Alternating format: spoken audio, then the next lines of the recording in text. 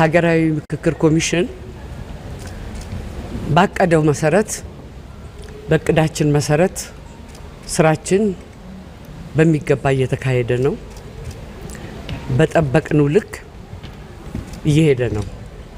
በኢትዮጵያ ያለውን ዘርፈ ብዙ የፖለቲካና የማህበራዊ ቀውስ በዘላቂነት ለመፍታት ብሔራዊ መግባባትን ለመገንባትና አገርን በጽኑ መሰረት ላይ ለማቆም በሚል ተስፋ የተጀመረው ሀገራዊ ምክክር ሂደት አሁን ላይ ወደ ማጠናቀቂያው ምዕራፍ እየተሸጋገረ ይገኛል። የጊዜ ሰሌዳውም ሐምሌ 8 እንደመጀመሩ መጠን የተቀመጠለትን የአንድ ወር መርሃ ግብር አጠናቋል። ሆኖም ግን ሂደቱ ከተጣለበት ከፍተኛ ተስፋ አንጻር የደረሰበት ደረጃ ታይተውበታል የተባሉ መዋቅራዊ ግድፈቶች፣ የመርህ ጥሰቶች እንዲሁም የገዢው አካል ጣልቃ ገብነት በርካታ ተቃውሞዎችንና ስጋቶችን አስከትሏል። በቅርቡ ከአማራ ብሔራዊ ንቅናቄ አብን ከእናት ፓርቲ እንዲሁም ከነጻነትና እኩልነት ፓርቲ የወጡት ይፋዊ መግለጫዎችና አቋሞች የምክክሩን ተአማኒነት፣ አካታችነትና ገለልተኝነት በጽኑ ጥያቄ ውስጥ የከተቱ ሲሆን የሂደቱን ውስጣዊ ገጽታና የፖለቲካ ተዋናያኑን ስጋት ፍንትው አድርገው አሳይተዋል። የበረታ ተቃውሞ በተለይ የቀረበበት ብልጽግና ፓርቲ ደግሞ ከነዚህ ሶስት ፓርቲዎች ተቃራኒ አስተያየቱን አስፍሯል። ህዳሴ ፓርቲም ሌላኛው ነው። የእነዚህም ፓርቲዎች መግለጫና አቋም እንደሚከተሉ አሰናድተነዋል።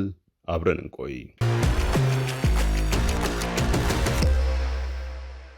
ይህ በፓርላማ እንደራሴ ጭምር ፓርላሜንታሪውን ወደ ፕሬዝዳንታዊ ስርዓት ከመቀየር በዘለለ ሌላ ግብ የለውም የሚል ትችት በአንድ በኩል የቀረበበት፣ በሌላ በኩል ደግሞ የለም ለኢትዮጵያ ነባርና አሁናዊ እክሎች አንዳች መላ ያበጃል በሚል ተስፋ የተሰነቀበት የምክክር ጉባኤ ከተጀመረ በኋላ እየገጠሙት ያሉት ተቃውሞዎች ቀላል ግምት የሚሰጣቸው ሆነው እንዳልተገኙም ቢያንስ የሶስት ፖለቲካ ፓርቲዎች ይፋዊ አቋም ማኝ ይሆናል። የአማራ ብሔራዊ ንቅናቄ አብን ባወጣው ሰፊና ጥልቅ መግለጫው ወደ ሀገራዊ ምክክሩ የገባው የኢትዮጵያን የፖለቲካ ችግሮች በኃይል ሳይሆን በውይይት፣ በጫና ሳይሆን በመደማመጥ፣ በአንድ ወገን የበላይነት ሳይሆን በድርድርና ሁሉንም ወገን አሸናፊ በሚያደርግ የሰጥቶ መቀበል መርህ ለመፍታት በሚል ጽኑ እምነት እንደነበረ ያስታውሳል። ሆኖም በሂደት ውስጥ የታዩ ድርጊቶች ከተራ የአሰራር ግድፈት ያለፉና የተደራጁ መዋቅራዊ ጥሰቶች መሆናቸውን ገልጿል። አብን በምክክሩ ሂደት ወቅት በአዲስ አበባ ከተማ ህልውናና ባለቤትነት ላይ የታየውን አካሄድ በጽኑ ኮንኗል። በበርካታ ሚሊዮኖች የሚቆጠሩ የከተማዋ ነዋሪዎች ድምፅና ፍላጎት ሳይወከል የከተማዋ ህዝብ እንደ ዋና ባለቤት ሳይቆጠር መታለፉን እንደ ትልቅ ገመና ይጠቅሳል። ነዋሪዎችን እንወክላለን ያሉ አካላትም የነዋሪውን ጥቅም አሳልፈው መስጠታቸውን ገልጾ የአካሄድ አዲስ አበባ ከተማ ከተዘረጋባት ህብረ ብሔራዊና ኮስሞፖሊታን ባህሪዋ ውጭ ተደርጋ ለአግላይና ዘውጊያዊ ፖለቲካ የማይመጥን ተደርጋ የመሳሏ ሂደት ማሳያ ነው ሲል ገልጾታል። አብን እንደሚያምነው ትክክለኛው የፖለቲካ አቅጣጫ የአዲስ አበባን ገጽታ ወደ አግላይነት መቀየር ሳይሆን የአዲስ አበባን ህብረ ብሔራዊ የአንድነት ሞዴል በመላው የኢትዮጵያ ከተሞች ላይ ማስፋፋትና ማጽናት እንደሆነ ያመላክታል። በአደባባይ ስለ አንድነትና ወንድማማችነት እየተሰበከ በተግባር ግን የመንግስት መዋቅሮችን የአንድ ቡድን ፍላጎት ማስፈጸሚያ የማድረግ ጥረት መኖሩን አብን ይሞግታል። በተለይም በገዢው አካል በኩል የቀረበው ፓርላማ የሚመረጥ ፕሬዝዳንት ይሁን የሚለውና የደቡብ አፍሪካን ተሞክሮ ለማጣቀስ የተደረገው ሙከራ ትልቅ የምድብ ስህተት እንደሆነ ይገልጻል። ደቡብ አፍሪካ ጠንካራ የሲቪክ ማህበራትን የዳበረ ዲሞክራሲ ያላት ሀገር ስትሆን ኢትዮጵያ ውስጥ ግን ይህንን ተሞክሮ በይስሙላ ማቅረብ አምባገነንነትን በህግ ለማስፈን የሚደረግ ጥረት ነው ብለዋል። አብን ሀገራዊ አጀንዳዎችን የሚያራምድ ፕሬዝዳንታዊ ወይም ከፊል ፕሬዝዳንታዊ ስርዓት በአማራጭነት ማቅረቡንም ጠቅሷል በመግለጫው። አክሎም ለሀገራዊ ምክክር ኮሚሽኑ 2 ጊዜ ይፋዊ የአቤቱታ ደብዳቤዎችን ማስገባቱንና በአካል ተገኝቶ ማስረዳቱን እንዲሁም ለብልጽግና ፓርቲ ጽህፈት ቤት ደብዳቤ በመጻፍ ከፍተኛ አመራሮች ጋር ተነጋግረው ማስተካከያ እንዲደረግ መጠየቁን ይገልጻል። ነገር ግን ምንም አይነት አዎንታዊ እርምጃ አልተወሰደም። ስለሆነም እነዚህ መዋቅራዊ ጥሰቶች የሚቀጥሉ ከሆነ አብን ለዚህ የይስሙላ የፖለቲካ ድራማ እውቅና የማይሰጥና የማይተባበር መሆኑን በመግለጽ ህዝቡ በቀሪዎቹ የምክክር ምዕራፎች በንቃትና በተደራጀ መንገድ ሰላማዊ ትግል እንዲያደርግ ጥሪ አቅርበዋል። አብን በዚሁ መግለጫው ገዢውን ፓርቲና ኮሚሽኑን ብቻ ሳይሆን የመገናኛ ብዙሃንንም ወቅሷል። አንዳንድ ያላቸው ነገር ግን በስም ያልጠቀሳቸው የግልና የመንግስት መገናኛ ብዙሃን የአብንን አቤቱታዎች አፋልሰው በማቅረብ የተሳሳቱ ዘገባዎችንና የተቀናጁ ሐሰተኛ መረጃዎችን በማሰራጨት የገዢውን አካል አጀንዳ እያስፈጸሙ በመሆኑ ከዚህ ድርጊታቸው እንዲቆጠቡ አሳስበዋል። ከ8 ዓመት በፊት ነበረ የሚለውን ማለትም በህወሓት የበላይነት ሲመራ የነበረው ኢህአዴግ አምባገነናዊ ስርዓት ለመጣል የአማራ ወጣቶችና መላው ህዝብ ከፍለውታል ያለው መስዋዕትነት ሊረሳ እንደማይገባና ለውጡ በራሱ ጥረት ብቻ እንደመጣ አድርጎ የመተረክ ዝንባሌ ታሪክና የፖለቲካ ዋጋ እንደሚያስከፍልም አሳስበዋል። ለኦሮሞ ህዝብ ባስተላለፈው ጥሪው ደግሞ በኦሮሞ ህዝብ ስም የሚደረግ ብቸኛ ባለቤትነት ወይም የሌሎችን መብት የመጋፋት አክራሪ ፍላጎቶችን ውድቅ በማድረግ አዲስ አበባ የሁሉም ሀገር አቀፍ መዲና ሆና እንድትቀጥል የሚደረገውን ጥረት እንዲደግፍና ለጋራ ሰላም አብሮ እንዲቆም ታሪካዊ ያለውን ጥሪ አቅርበዋል። ሰፍኗል ያለው ጸረ አማራ ትርክትና መዋቅራዊ ጫና በተባባሰበት በዚህ ወቅት የውስጥ ልዩነቶችን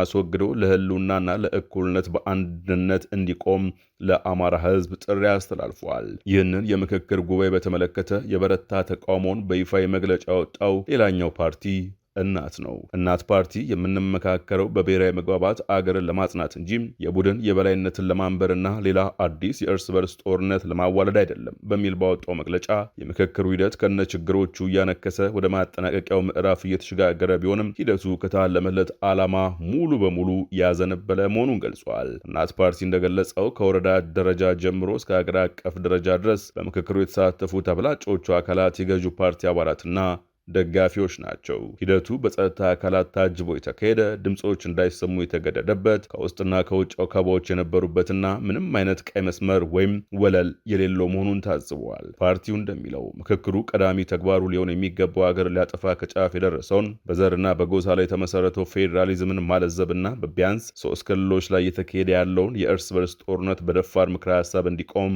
ማድረግ ነበር። ነገር ግን ሂደቱ እከክልኝ ልከክል ሆኖ የገዢውን አካል ፍላጎት በምክክር ስም ህጋዊ ለማድረግ የተዘጋጀ ሆኗል ብሎታል። ሀገሪቱ በጦርነትና በችግር በምትታመስበት በአሁኑ ወቅት የምክክሩ ትኩረት የኢትዮጵያ መሪ ጠቅላይ ሚኒስትሩን ፕሬዝዳንት የዘመን አቆጣጠር እንዲሁም አዲስ አበባና ድሬዳዋን ለአንድ ቡድን አሳልፎ በመስጠት አዲስ የጸብ ግንባር የመክፈት አጀንዳዎች ላይ ማተኮሩ ምክክሩ ከመነሻው እንደከሸፈ ያሳያል ብለዋል። እናት ፓርቲ ከዚህ ሂደት በሚወጡ አጀንዳዎችና በሚደረጉ ስምምነቶች ፊርማውን የማያሳርፍ መሆኑንም ይፋ አድርጓል። በተጨማሪም ገዢው ፓርቲ ከፖለቲካ ቁማር እንዲታቀብ፣ ተመካካሪዎች ለታሪክ ተወቃሽ ከሚያደርግ ተግባር እንዲቆጠቡና መላው ህዝብ ሂደቱን በንቃት እንዲከታተል ጥሪ አቅርበዋል። በሌላ በኩል የነጻነትና እኩልነት ፓርቲ የስራ አስፈጻሚ ኮሚቴ አባል ሲሳይ ነጋሽ አዲስ ማለዳ በሰጡት ቃል እየተካሄደ ባለው ሀገራዊ ምክክር ላይ የፖለቲካ ድርጅቶች አስተሳሰብና ፍላጎቶች መንጸባረቃቸው ለሂደቱ ትልቅ እክል መፍጠሩን ገልጸዋል። በምክክር መድረክ ላይ ቀይ መስመር የሚባል ነገር መኖር እንደሌለበት የተጠቀሱ ሲሳይ የኔ አቋም ብቻ ይሆናል ከአቋም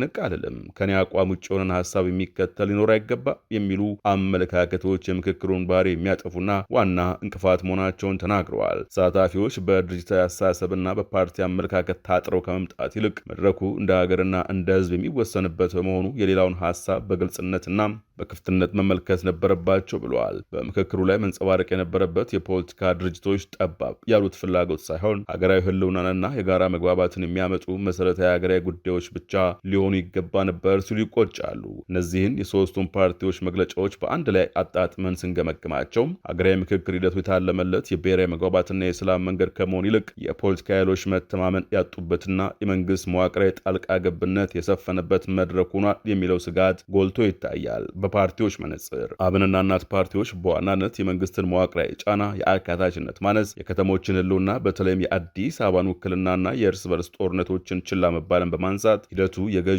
አካል ስልጣን ለማጠናከር የተዘጋጀ የይስሙላ ድራማ እንደሆነ መግለጽ ይቃወማሉ። እናት ፓርቲ በውጤቱ ላይ እንደማይፈርም ሲገልጽ፣ አብን ደግሞ ሂደቱ ካልተስተካከለ እውቅና እንደማይሰጠውና ህዝባዊ ሰላማዊ ትግሉን እንደሚያጠናክር አስታውቋል። ነጻነትና እኩልነት ፓርቲ በበኩሉ ችግሩን ምንጭ ከተሳታፊ የፖለቲካ አካላት ግትርነትና የጋራ መግባባት ባህል ማነስ አንጻር በመመልከት የፓርቲዎች ጠባብ አመለካከት በሀገራዊ ጉዳዮች ላይ ጥላ ማሳረፉን ያመላክታል። በአጠቃላይ እነዚህ መግለጫዎች የሚያሳዩት ሀገራዊ ምክክር ኮሚሽኑና ገዢው አካል የተነሱትን መዋቅራዊ ቅሬታዎች፣ የፍትሐዊነትና የአካታችነት ጥያቄዎች በአስቸኳይ ካላረሙ ሂደቱ አገራዊ መግባባትን ከማምጣት ይልቅ አዳዲስ የፖለቲካና የማህበራዊ ውጥረቶችን፣ የህጋዊነትና የቅቡልነት ጥያቄዎችን ይዞ ሊመጣ እንደሚችል ቢሆንም በአንጻሩ ደግሞ ከነዚህ ሶስት ፓርቲዎች የተለየ አቋም ያንጸባረቁ ፓርቲዎችም አሉ። ቀዳሚው የበረታ ክስ የቀረበበት ብልጽግና ሲሆን በተረጋገጠና ይፋዊ የፌስቡክ ገጹ በተከታታይ የሚያወጣቸው መግለጫዎች ለዚህ አብነት ይሆናሉ። ለምሳሌም በትናንትናው ዕለት ኢትዮጵያ የዘመናት ስብራቶቿን ለመጠገን እየመከረች ነው ሲል ሰይሞ ባወጣው መግለጫ ፓርቲዎች የኮሚሽኑን ተአማኒነት በብርቱ ጥያቄ ውስጥ የከተቱበትን ሁነት ገለልተኛ ሲል በይነዋል። የብልጽግና መግለጫ ዛሬ ኢትዮጵያ በገለልተኛ ተቋም ጀምረዋለች የሚለው ሀገራዊ ምክክር የቆዩና የተወሳሰቡ ታሪካዊ ፖለቲካዊና ማህበራዊ ልዩነቶችን በሰለጠነ መንገድ በጠረጴዛ ዙሪያ ፈተን የኢትዮጵያን የብልጽግና ጉዞ ለማፋጠን የተከፈተ አዲስ የታሪክ ምዕራፍ ነው ሲል ይጀምራል። አሁንም ዳግም ዝቅ ብሎ የኢትዮጵያ ሀገራዊ ምክክር ኮሚሽን ገለልተኛ ሆኖ ከተመሰረተ ጀምሮም በርካታ የቅድመ ዝግጅት ስራዎችን ሲያከናውን ቆይቷል። አሁን ላይ ሂደቱ እጅግ ተስፋ ሰጪና ወሳኝ ምዕራፍ ላይ ደርሷል። ኮሚሽኑ በመላው ሀገሪቱ አካባቢዎች ላይ መዋቅሩን ዘርግቶ ከተለያዩ የህብረተሰብ ክፍሎች ግብዓቶችንና አንገብጋቢ ሀገራዊ አጀንዳዎችን የማሰባሰብ ስራን በስኬት አጠናቋል ይላል። ሀገራዊ ምክክር የጠቅላላው ኢትዮጵያ ህዝብ ወደፊት ጣፋንታ የሚወሰንበት ብሔራዊ መድረክ ነው የሚለው ብልጽግና ሀገራዊ ምክክርን በአግባቡ በመጠቀም ከተወሳሰበ ቀውስና ከእርስ በርስ ጦርነት ወጥተው ወደ ዘላቂ ሰላምና ልማት የተሻገሩ በርካታ ሀገራትን ማንሳት ይቻላል ሲል የደቡብ አፍሪካንና ቱኒዚያን ተሞክሮ ይጠቅሳል። የእነዚህ ሀገራት ተሞክሮች የሚያሳየው በቅንነትና በቁርጠኝነት በጠረጴዛ ዙሪያ ከተቀመጡም የማይፈታ የትኛውም ውስብስብ የፖለቲካ ቀውስ እንደሌለ ነው ያለው ፓርቲው ምክክሩ የነገዋን ኢትዮጵያ ብሩህ ተስፋ የሚወስን ስለሆነ በሀሳብ፣ በእውቀት፣ በንቁ ተሳትፎና በጸሎት መደገፍ የሁላችንም የዜግነት ግዴታ ነው ሲል ቋጭቷል። ሌላኛው በዚሁ ዙሪያ ሴታቸውን የሰጡት የቀድሞ የግል የፓርላማ እንደራሴ የአሁን የብልጽግና አባልና የጠቅላይ ሚኒስትሩ የማህበራዊ ጉዳዮች አማካሪ ዳንኤል ክብረት ናቸው። ዳንኤል በግል የፌስቡክ ገጻቸው ያሰፈሩ ጽሑፍ አብን ያንን ጠንካራ መግለጫ ካወጣ በኋላ ያጋሩት ሲሆን ወደኋላ ከመሄድ ወደፊት መውደቅ ይሻላል ሲሉ መልእክታቸውን ይጀምራሉ።